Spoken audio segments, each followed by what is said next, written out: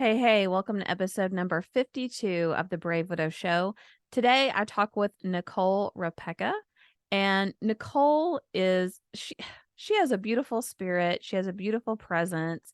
If you're able to watch this on YouTube, I highly recommend that you do that. Just the way she presents herself is very lovely, and she has some really interesting things to share about her story. She ended up finding out that she was pregnant only 2 days before her husband was put into a coma, and ultimately he passed. So, hear about her experience with raising a child post losing her husband and rediscovering really who she is and what helped her through some of that. Now, before I introduce you to Nicole, I do want to remind you that we have a lot of free things out there in the widow universe at bravewidow.com. And we have some live events that are coming up. And the way that you can hear about those and know the latest and greatest of what's going on is by signing up for the email list.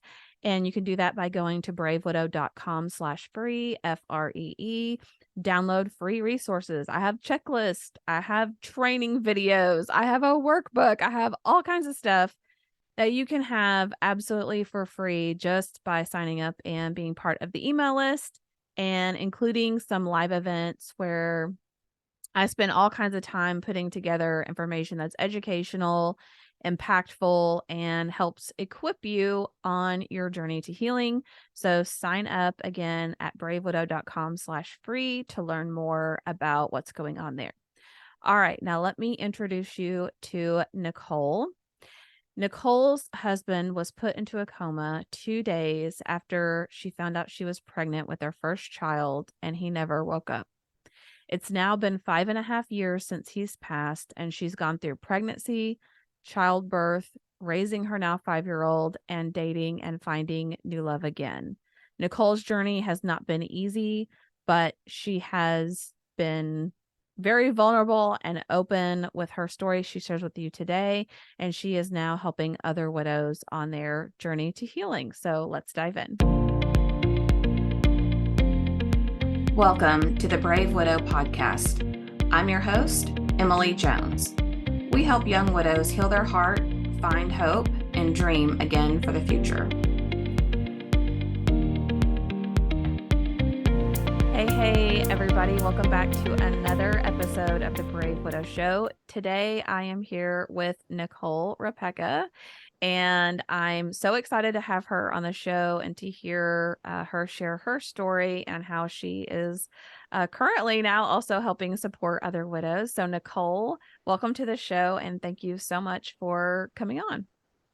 Hi, yeah, so thank you for having me. So you want me to just get started on my story? Yeah, I think it would help if you want to share a little about your background, and then we can jump into your story just wherever you want to start. Okay, so I met my husband when I was like 22, 23. We were young, started dating, got married a few years later. We were both working towards our careers. We weren't quite there yet. Then 2017, so we had been married for almost 4 years at that point. So Christmas Eve, so we were like finally like getting to a good place. Like had both been promoted in our jobs. We were starting to be financially stable more. Christmas came around. Christmas Eve, he got sick with the flu. So I don't talk about it much anymore. So it's kind of, it's been 5 years now. But Christmas Eve, he got sick with the flu. We were young. I was 30, he was 33. So we just kind of, okay, you're sick, whatever. Then a couple days later, he was still really sick. So we took him to the doctor. Doctor was like, there was a Tamiflu shortage at the time. So the doctor didn't prescribe anything, just said, it's a flu, go home, take some Tylenol, ibuprofen, you'll be better in a few days. A few days later, we went back to urgent care because he had started coughing up blood the night before. And sorry, I skipped something in there. Something very big in there. About 2 days after we took him to the doctor, I kind of thought that I might be pregnant. So I took a test. I wasn't sure if it was just like the stress from the holidays. I was late. So I took a test. We weren't trying at the time. Took a pregnancy test, came back positive. He was still very sick. So we didn't really talk about it. He was just kind of like, okay, we'll talk about it later when I'm feeling better. And it's like, okay. And then the next morning is when he woke me up, told me he was coughing up blood overnight. We had to take him to the doctor, took him to urgent care. Urgent care took all of his vitals and was like, I can't believe he hasn't passed out yet, because his I'm blanking on the word, his blood oxygen levels were like really low, like in the 70s, which normal is like 95 to 98. So it was like really low. So they sent us, well, first they told us we had the option of just going to the pharmacy to get some medicine or going to the hospital. And my husband at the time was like, oh yeah, let's, you know what, I don't want to go to the hospital. It just seems like a lot of work. Let's just go get the medicine. And then he started feeling worse before we were discharged from the urgent care. And so he's actually, on second thought, let's go to the hospital. So I drove him to the hospital. His parents only lived a few minutes away from us at the time. So they had met us over in the ER. But yeah, so we got to the hospital. It took a little while. It was like a really bad flu season that year. It was like 2017 into 2018. So this was December 30th at the time. So it was just kind of crazy at the hospital. It took a while to be seen. Like I had to ask multiple times at the triage center, being like, hey, like my husband can't breathe. He's like about to pass out. We need to be seen.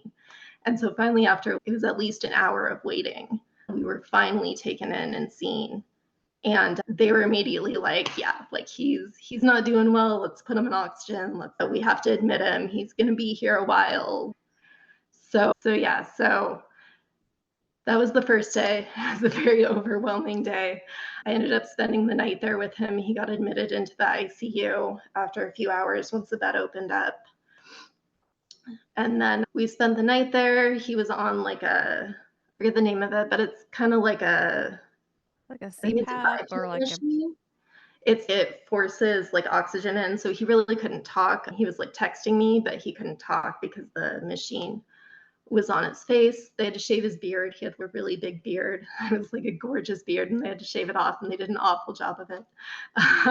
But yeah, so he was on that. He just was feeling awful all night. The next day, his mom came back. I had spent the night there in the IC with him. His mom came back, and she kind of like relieved me, so I could go home, shower. We were not expecting to spend the night there when we went. So I went home and just cried.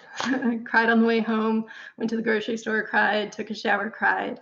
And then, that had to be really overwhelming, I'm sure. And I don't know at that point if you were thinking, I'm not sure if he's going to make it, or if it was more just, yeah, like I really didn't understand how sick he was at that point. It was just kind of like the stress of having been at the hospital, just having found out I was pregnant, and we were not trying to get pregnant. So that was kind of a shock. And I was a little overwhelmed by that news already. So yeah, so a few hours later, I was like, I hadn't slept really. So I was kind of just trying to rest and relax, which was impossible.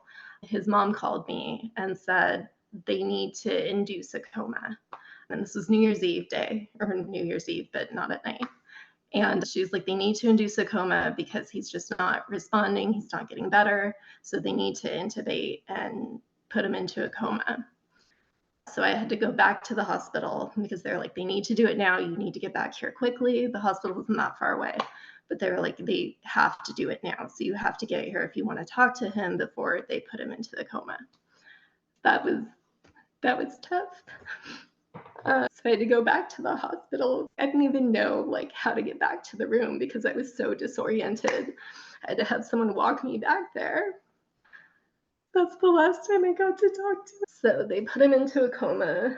All I really got to do when I got there was just tell him like, hey, I'll be here. I'll be here when you wake up. I love you. And he still couldn't really talk. And then they kind of whisked me out of the room and started doing what they needed to do. And that's all the time I really got with him before they did that, which I mean, I understand it was urgent. But yeah, so he spent the next basically 3 weeks just in a coma, and there were a lot of ups and downs. And it was very tough 3 weeks. And then there was a point in there, probably about 2 weeks in, he was like, he would kind of get worse and then do a little bit better and then get a lot worse and do a little bit better. And it got to the point where if he gets any worse, he's just going to die. So there was a day that we thought he was going to die. And I was freaking out. And it was funny because nobody else thought he was going to die, or at least nobody, maybe the doctors did, but they weren't saying it.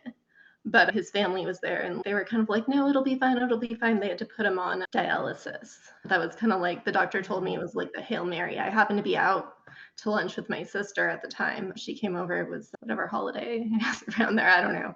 But it was a holiday weekend. So she came out and this was in January. It was around like the maybe 15th. So she came out and we went to lunch and they called me while we were at lunch. And the doctor was like, look, if we don't do something drastic right now, he's not going to make it. So we need to put him on dialysis, which is dangerous because he's never had it before. So they did that. And then he did get better. But then 2, 3 days later, he took a big turn for the worse. And that's when it happened. He went downhill.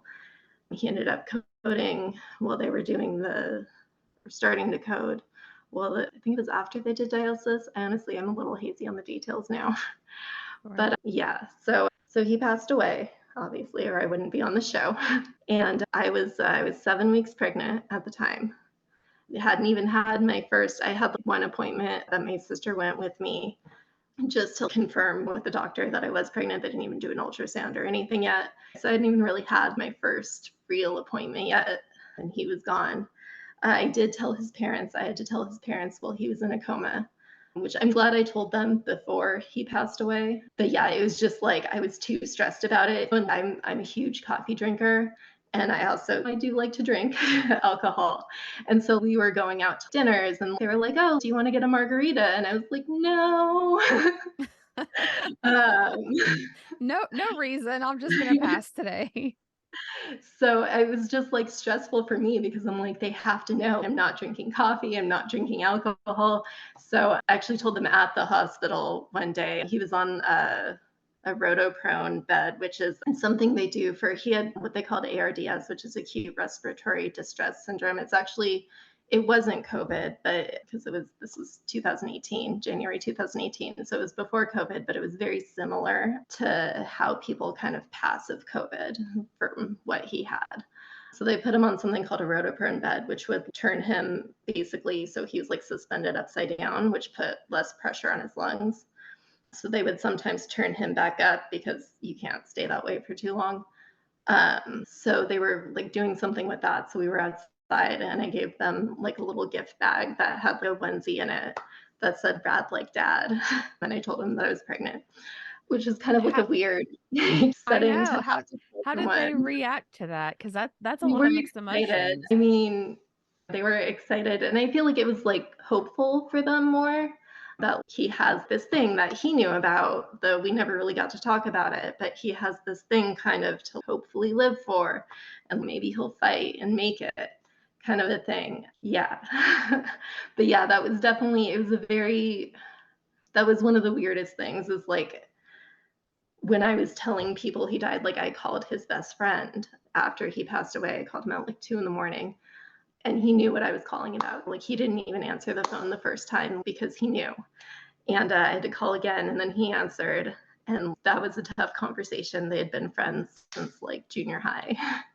And then in the same conversation, told him I was pregnant, which was just a very weird. I didn't get that normal pregnancy announcement because I felt like it was so close to when he died that like I felt like I had to tell people like you know, early on, like at the funeral, and I still feel like it's like I always have to explain. My son is my husband's kid. I was pregnant because the timing is just so questionable, I guess. So that was kind of a weird experience, just having to kind of lump in like announcing that my husband died and announcing that I was pregnant at the same time. So yeah, I don't really know. It was Yeah. just very strange. Well, and I think uh, it's a beautiful way that your husband's legacy gets to continue, but in the moment, it probably just feels overwhelming and confusing and probably kind of takes away from the normal excitement that you might have had being pregnant and Definitely. going to the appointments and the ultrasound and all of that. Yeah, yeah. So my first appointment was the week after he died, and I cried at the end. The doctor was like, I mean, because they always look for like signs of, I know you've worked in healthcare, like the pregnancy appointments are like a big place where they look for like signs of abuse and stuff. And so I was crying at my appointment. So the doctor is, what is going on? So I had to explain to her that my husband had just died the week before. So that was another tough conversation. And my mother-in-law came with me to almost all of the appointments. The ones that she didn't go to, either my mom or my sister went with me. So that was, at least she got to be there. Yeah, it was just kind of, it was so weird. What would you tell somebody, let's say, because that's actually not super uncommon that people then have to, after they lose their spouse, then they're pregnant and they're having to go through all of that pregnancy stuff and delivery without their person, which is probably like a constant knife stab, that the fact that their person isn't there. But what advice would you give for people that would be going through those appointments? So, I mean, I guess just being honest about it and like upfront about it. The fact that my OBGYN knew, it's they kind of stopped asking because they would have the question every time of, are you being abused? Is everything okay at home? They stopped asking me that question because I told him one time, I was like, look, I live by myself. My husband is dead. Please stop asking me that. And they were like, okay, got it. So, and then also when I did go in for delivery, I had to be induced. So I was there for several days. I told them, the first nurse, when we got there, I told him, I was like, hey, I was like, my husband passed away. Can you just let all of the nurses know before they come in to see me? Like any nurse I have, can you just let them know the circumstances so I don't have to keep explaining it? And they were like, yeah, we will make sure. There was one that didn't get the memo before, and she actually had to leave because she was crying when I told her. But overall, that I think that kind of helped, not having to explain it over and over and over again. Having someone there with you that kind of obviously can be your support person. I remember there were like these classes. I have Kaiser, and they offered like these classes that you can go to about breastfeeding and how to take care of your kid and stuff. So I was going to those, and the first one I went to, I went by myself, and I was the only like solo person there. Like everyone else was there with someone else. And I remember texting my friend. She was like my support person. She's also a widow, but was farther along. And I was texting her, and I love her sense of humor. She texted me back, and she's, look, just remember, half those people are going to be divorced in a year. So that helped. That made me feel better. But so Gotta love that widow humor. if you can find someone like that, even if they're not a widow, that can just be there and support you. My sister at the time was also just really supportive. She was there with me. Both my widow friend Jeannie and my sister were both there with me when I had my son. So just lining up support and just being upfront and being open about the situation so that people can help you better, I guess. It Yeah, was tough. and you Oh, go. shared a little bit about how helpful it has been to have somebody as a friend that's been widowed that's gone through that, and how very recently now you're going to be that friend for someone else who's also going through that. And how did you find that it was really helpful having someone that close to you that really understood in their own experience and way what it was like to lose their person? Absolutely. So it's funny because we actually were not close before my husband passed away. We worked together. I was her supervisor at the time. So we were friendly, but we never talked outside of work. And then she came to the hospital when my husband was sick. She was there with me at the funeral. She was there like every step of the way. We're still close. We still talk often. I mean, I don't know how I would have gotten through it without her, honestly. There were so many days that I was calling her crying, and she would always pick up the phone, and she would always answer. She would always just let me cry and be like, again, I love her sense of humor. She would be like, screw them or whatever. So it was great. And now it's actually the two of us were friends with another girl we worked with who just recently, this past week, lost her boyfriend. So it's funny because she's the one that told me. because our friend had called her and she texted me and told me, and we were both kind of having the same reaction. Like we both kind of got thrown back into that like first day of grief mentality of like I was physically dizzy when she told me the news and like just kind of in shock. And when we were talking and we were both kind of having the same reactions, which I don't feel like are normal reactions. I don't think it's the same reaction that everyone else was having to that news, but it's just because like we had both gone through it and we kind of both knew what she was going through at that time. So yeah, no, I mean, I think it's definitely even just the questions of is this normal? And absolutely it's normal, but you feel like a crazy person when you're going through like those first few months of grief. You're like, this can't be normal. What's going on with me? Just to have someone there to be like, yeah, no, that's totally normal. Don't it'll pass, but it's totally normal. Yeah, it's just So a sense of relief, like you said, that you're not going crazy, that other people also experience some of those same things or have the brain fog. And it's just, in its own weird way, it's comforting to know that, okay, yes, this is normal, but I can look forward and hope because I see other people who've gone through it, they've experienced that, and they have moved forward, right? There's hope and joy and things that are still possible. It's not going to feel like this the rest of my life. yeah. Yeah, seeing that, seeing also, I mean, with having kids, it's like you always worry about how your kids are going to turn out. So I mean, she wasn't pregnant when her husband passed, but it's just seeing that her kids are older now. They're in their 20s and they've turned out very well. So it's okay. There's hope. There's a future that's not just going to be like sad and awful for my son. So that helped too. Yeah. So tell us what it was like as you got to hold your child for the first time and just really, I guess, soak it all in, this fruition of what you and he had created together, really.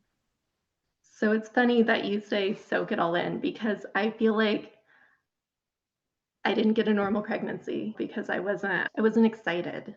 It's like everyone would ask me and I work grocery, so I was very obviously pregnant and people would always say, "Oh, you must be so excited." And I wasn't. I wasn't excited. And I remember talking to my therapist about that and being like, "I'm already a bad mom because I'm not excited." And he'd be like, "No, you're doesn't mean you're a bad mom. It's just you've had a lot of things happen. Not everyone's excited when they're pregnant. It doesn't make you a bad parent." But I was not excited at all. And at one point, I actually got into my head that I was just going to die in childbirth. And I don't know why I decided that, but it was just like I was dead set that like I'm going to go, I'm going to have this baby, and that's it. Like there's nothing after. And I was just like totally unprepared. I ended up needing a C-section. So I was already just kind of like out of it from the surgery. And I remember they wanted me to hold him. They kept trying to put him on me for the skin to skin time, and I didn't want to. I was like, I'm going to drop him, no, someone else hold him. I remember my husband's family coming in, and at one point, his sister came and was holding him. They were all taking turns holding him, and his sister was holding him. And I was like, no, that's who should be holding him, not me. I just feel like I was just very I didn't have, I guess, the normal. I'm sure there's people that aren't widowed that also have that experience that just struggle to bond with a newborn, but I couldn't bond with him. It actually took me probably like 3 to 6 months to really feel like I had bonded with him. So that was hard. That's actually looking back, I tell a lot of people, it's I think the hardest point in my life was not when he was in the hospital and when he died. The hardest point was after I had my son. Like those first 3 to 6 months was just so much harder. And I mean, for me, it's not the same for everyone. Other people might not have that experience. That I've never been a baby person, which doesn't help. I was just alone with this baby when I was living by myself. So I mean, there's the struggle of being a new mom, which like no one's really ready for when it's your first kid. And then there's the struggle. I'm pretty sure I had some postpartum depression. I was still grieving. It had been less than a year since my husband passed. And I'm just not a kid person. I'm stuck at home with this kid. Who's uh, crying every 2 hours and need you to doesn't let you yeah. rest and doesn't let you, yeah. That's hard. So that was, yeah, I mean, it's funny because it's a lot of people have asked me since I have a boyfriend now that I live with. And a lot of people always ask, "Oh, don't you want more kids? Don't you want more kids?" And I'm like, "No, I don't ever want to go through that again." And they're like, "Oh, yeah, but it would be different with a partner." And I'm like, it's I just don't even want to take the chance. Like it was so hard. But I think on the other hand, like the other part of that is we struggled. Like I struggled so much those first few months. But I think coming out of it and getting through it, I think my son and I are so much closer because of it. Um, so that's a good like I would say we're closer than most like parent-child relationship. Like we're each other's people because we were each other's only person for a long time. Mhm. Yeah, I love that. I love that you were able to, in spite of all of those challenges in front of you and the way that you felt and just all of that, that you still were able to form a close bond with your child. That's awesome. Yeah, it definitely took a while to get there. And I think like nothing went the way I thought it was gonna go, which I know is normal for having a kid. But I think it's even more important, like when you're grieving, when you're a solo parent, to just kind of remember that it's okay if things don't go the way that you think they will. Like I was dead set on breastfeeding and I couldn't. Like I tried so hard and I struggled so much with that. And it's just, I mean, it just was not working out. And then finally, there was a day one of my neighbors came up to me and I was like on the verge of tears, just like struggling with breastfeeding. And she came up to me and she's like, just stop. And I needed someone else to tell me, like, it's fine. Just give up on it. He'll be fine. Just go to formula. It'll be okay. And I think part of that, though, is just like being a solo parent. I didn't have that support like in my household at home of someone being like, "Hey, it's okay. Just don't do it anymore." And same thing with like decisions. Like it's like all the decisions are on you. So it's like there's so much more pressure to feel like you have to make the right decision because you don't have that shared responsibility with someone else. And being a first time parent, it's a lot of pressure. It's scary, you know? Yeah. Yeah. Yeah, it is. And not having that So person to hash things out with and make decisions and what should the rules be and how should we raise our child? And it is hard.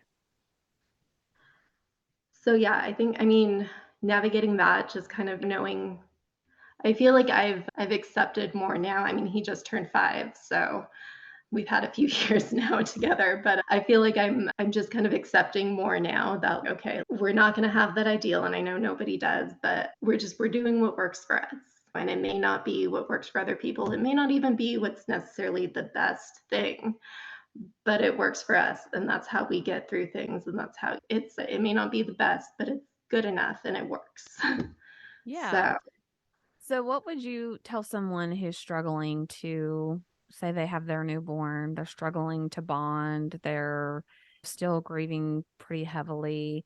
What changed in those 3 to 6 months that you feel like brought the two of you closer? I think the biggest thing would probably just be accepting that it was okay that I hadn't bonded with him yet, that I hadn't had my therapist helped a lot. I started therapy when my husband was in the hospital still and did about 3 years of therapy, which helped a lot. But I think we spent a lot of time talking about that at the time with my therapist, just that like accepting that it's okay because I think it kind of added on the guilt of, oh, I'm a bad mom because I'm not bonded with my kid. And then seeing actually my friend who just became a widow, she had her baby. She had a baby 2 weeks before me. We were pregnant together at the same time. Um, and I remember like seeing pictures of her and her boyfriend and like how happy they looked, with their daughter. And like I remember seeing those pictures and just, like those pictures made me sad because I didn't get that. And just knowing that it doesn't make me a bad parent to not have those feelings. It just means that I've had a different situation. So it's we've Just gone through it. accepting that and Yeah. maybe letting it happen naturally instead of feeling like you have to force it or yeah. Yeah. Yeah, because I feel like trying to force it, it adds on guilt on top of everything else you're already feeling, which does not make those feelings happen. And just understanding that like that feeling will come eventually and just to kind of like just keep moving. You just keep going forward and you'll get there at some point. You'll be like, "Oh, I do actually love my kid." So, I think that's just, I guess, the biggest thing, just accepting that it's okay and it doesn't make you a bad parent because you've had a more difficult situation. I totally agree. And so I know people are going to be curious when we're first widowed. Usually the first thing in our mind is, oh, I'll never find anyone else. I could never be with anyone else. It's like the furthest thing from our mind at times. But I know eventually you did meet someone and start dating and you're in a relationship. So do you mind to share just a little bit about that, about, at what point maybe you were open to that, and if there was anything that changed your mind or a realization that you came to that helped you maybe not feel guilty or some of those things that people tend to feel. Yeah, so I guess that kind of started actually the day of the funeral. My I didn't start dating that day, but my in-laws after the funeral, we had the reception at their house, and I drove back to the house with them, and we were walking in from the garage, and my mother-in-law turned to me and said, "You're young, like you're gonna meet someone new, and that's okay." And at the time, I was not ready to hear that. I was like, no, like, I'm never going to date again. Like, I'm just going to be single for the rest of my life. I was dead set on he was my husband and that was it. But I think just having that like acceptance and permission kind of from my in-laws to move on with my life and be happy really helped. And I know not everyone gets that. So I know I was very lucky to have that. They've been amazing. But so that kind of like that was kind of like the first, oh hey, like your life is gonna keep going after this. And then I didn't date for, I mean, I was pregnant, so it would have been hard to date anyways. But about a year out, I kind of started like going on mostly online dating. I kind of started dipping my toes in. I was in a mom group, and one of my friends from the mom group kind of set me up with someone, but it's like we went on one date and nothing really happened. And then I don't know, I just wasn't finding anyone at the time. I feel like I was really just looking for a replacement for my husband. Like I was like all of the guys that I was liking looked a lot like my husband. He was bald with a big beard, and I was like liking a lot of guys that were bald with a big beard. And I kind of realized that I was like, oh, I was like, maybe I'm not ready if what I'm looking for is just like a copy of him because I'm never going to find it. I'm never going to Right. find him. So I kind of took a break. And then 2 years out, I kind of again started to kind of try to dip my toes in. And again, it just wasn't really finding anything. I just wasn't really feeling ready. So I stopped again. I went on a couple first dates, but just nothing that really went anywhere. And then a little bit before 3 years out, I don't know why I kept just doing it at the year mark, but a little bit before 3 years out, I started dating again. I actually went on um, a few dates with one guy, and then I met another guy who was all on Hinge. I met another guy that I really liked. We dated for about a month, and then he ghosted me actually, though he ended up Oh, apologizing same. later. And that was like, he actually ended up ghosting me right around the third anniversary. It was like a week before the third anniversary of my Oh husband's no. death. I was just like, this is the worst timing.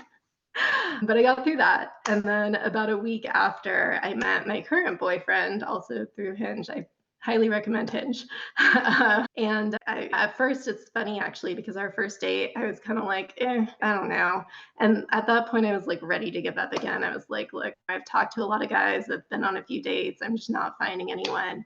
So I was kind of ready to take a break. And I was like, all right, I'll see what this guy's about. So we went on a first date. And my thing at the time was like I would only give them an hour on the first date. And it was like the middle of COVID. So there wasn't really anywhere to go. Wow. So So you were, did you tell him? Did you say you've got 1 hour? yeah, I told him I was like, all right, I had this park near my house that I always met the guys at. And I was like, look, you got 1 hour at this park. We'll walk around and we'll see if I want to date you. So he got his hour. And after that hour, I was kind of like, I don't know. But in the next week, he managed to convince me to go on a second date with him. And then the second date, I liked him better. I was like, okay, we'll give it a shot. And 2.5 years later, we're now living together. Does he So get more than an hour a day now? yeah, yeah. Well, we have kids. He has a 13-year-old, so and I have a 5-year-old, so it gets a little busy, but he gets more than an hour now.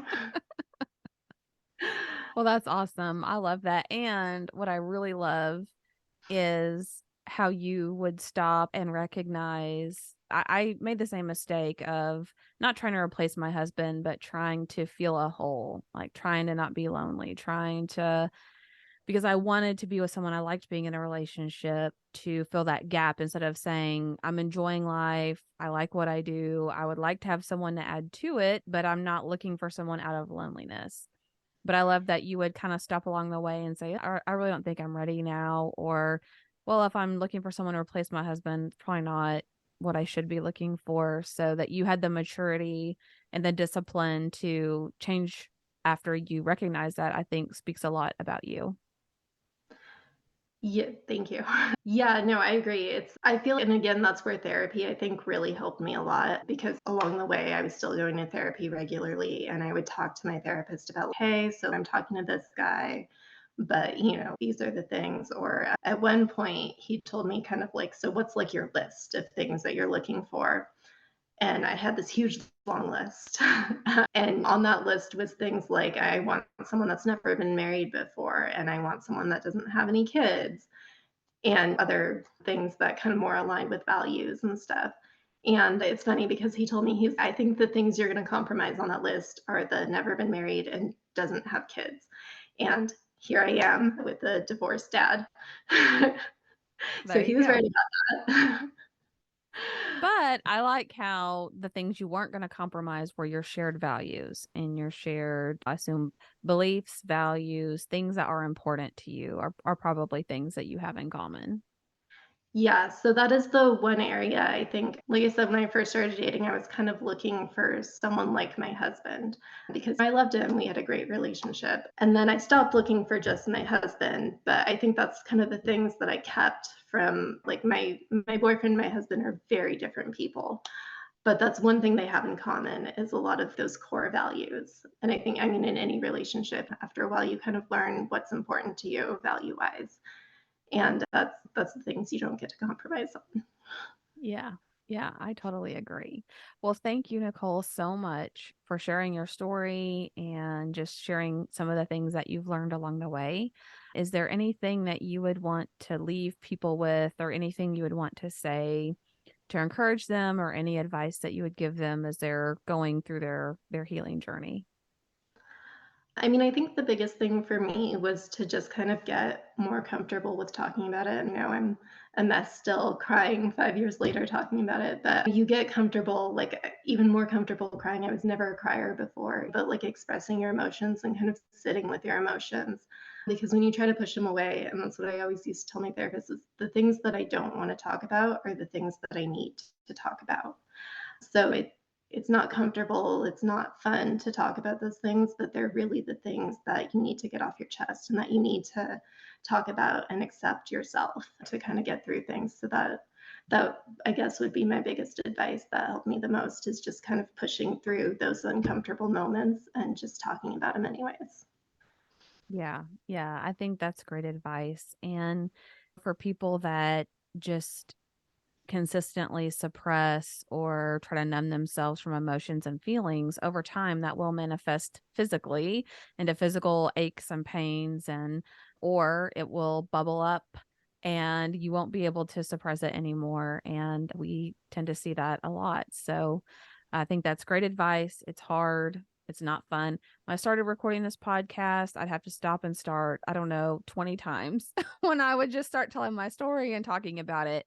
But now, the more I talk about it, the easier it is to do that without being overcome by the emotion. And so it is possible and it is helpful to help share your story. So thank you for doing that. I really enjoyed today You're a beautiful person with a beautiful story, and I'm excited to see what's in store ahead for you for your future. Thank you.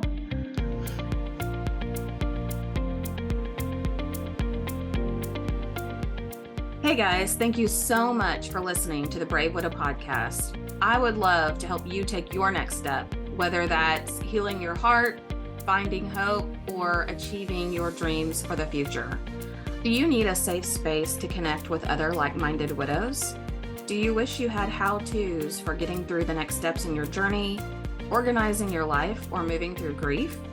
What about live calls where you get answers to your burning questions? The Brave Widow membership community is just what you need.